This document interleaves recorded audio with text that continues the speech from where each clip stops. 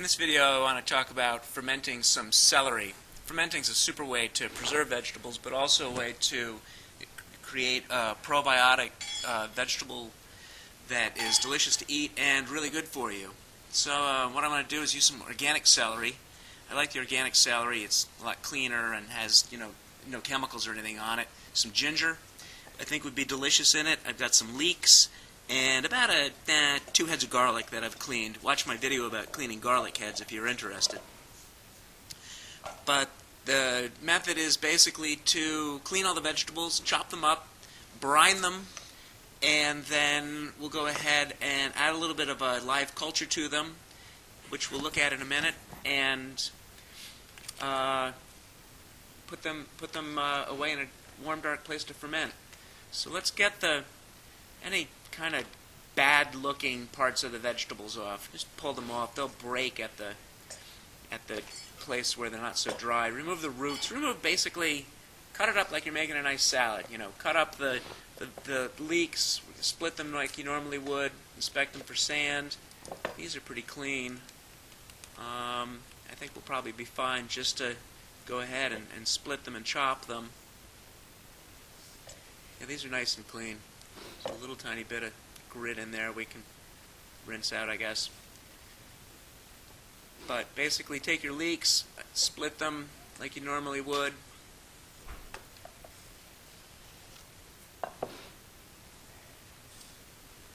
And then you can go ahead and chop them. Try to, as you're making your chop to ferment, try to get your pieces as even as you can. You don't want big pieces and little pieces, because just like as if you were cooking, you want to make sure that everything ferments at an even rate and all the pieces are equally softened by the fermenting.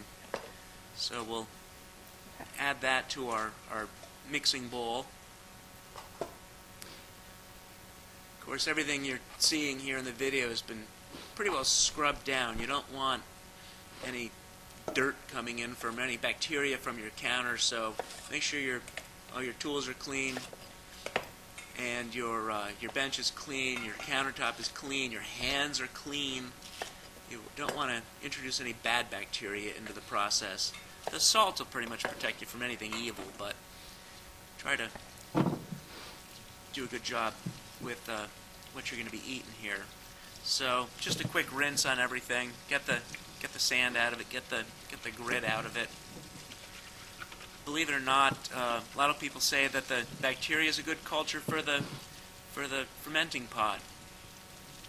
But I don't really like to have an awful lot of dirt in my diet, so I like to give everything a fair rinse. Save these little leaves; they're delicious. They add a nice flavor to the mix. Once you've got the bulk of the dirt off your vegetables, you can put these down and cut these up as well. I like these little leaves.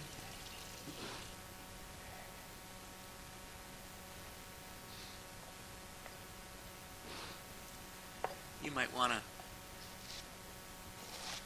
cut your celery up in 2 batches. If you have big enough hands, you can hold it all down at once. Watch your thumb. Thumbs do not ferment well.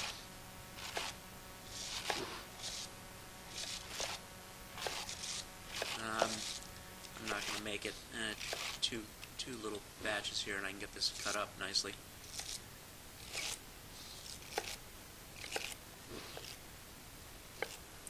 If you have a mandolin, break that out and slice up your vegetables. I have one. I'm just doing it by hand for the purpose of demonstration for the video. But if you like to use a mandolin or a food processor, if you're using a bunch, put the chopping blade in and cut all these vegetables up that way. Get nice, consistent, even slices. Again, cut up the size. I mean, we're kind of making a fermented slaw as going to be our finished product in a couple of weeks. So, kind of fork-sized pieces here. Get out all the weird-looking pieces. The dried brown pieces are not going to be delicious. Ginger, give it a quick rinse. Get the big pieces off. The brine and the ferment will kill anything bad living on it. when you're fermenting, you find that the good bacteria really take over pretty quickly. Unless you've got a lot of bad bacteria on your vegetables, you can get away with a little bit of dirt here and there. The salt and the brine will kill off a lot of the baddies. The good bacteria, the probiotics are really going to take over in this ferment pretty quickly, and you don't really have to worry about it too much. I've been fermenting for a while, and I'm yet to make myself sick with any kind of a bad bacteria. You'll know it if after a couple of weeks you've got a bad ferment. You can just pitch the whole pot, but let it ferment for a couple of weeks and give it a whiff and see where you are, and if it smells good, it's probably okay to eat. These little garlics are probably fine. I'll cut the big ones in half. Again, just aiming for consistent size of everything. Close. Is close enough. Alright, so we've got our salad here. Celery, leeks, ginger, garlic.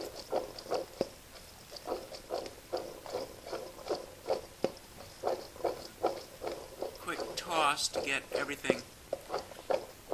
My bench is clean, I promise. This is an anchor hocking glass jar with a lid. Check my links below. I've got some links to Amazon if you want to pick one of these up. You can get one for under $15 or $20. I like them because they're glass. They run through the dishwasher, and you can with that lid, you're going to be giving off carbon dioxide with the ferment. So you want to keep the bugs out, the dust out, but you want to have that kind of loose-fitting lid so that the carbon dioxide can get out as these vegetables ferment. Looks like that was a perfect amount of vegetables for my gallon jug. Brine. Let's do a gallon of water. These are my shoes. Here, a gallon of water. For a gallon of water, I like to use about 3/4 of a cup of salt.